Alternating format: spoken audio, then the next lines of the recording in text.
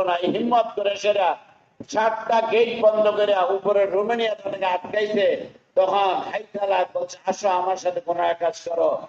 হযরত ইউসুফ আলাইহিস তাকে দেখলেন এই কথাবার্তা আছে, তালা লাগানো আছে, তো মনে মনে হিম্মত আসছে এই কথার যে আমি তো দরজা পর্যন্ত যাইতে পারি গুনাহ থেকে বাঁচার জন্য, চাই দেখি কি হয়। দৌড়ে দরজা পর্যন্ত গেলেন। আর ওনার দিলে কি আছে এটা কেউ জানে না, কে জানে? দিলের অবস্থা কেউ দেখে না, কে দেখতেছে? আল্লাহ তাআলা।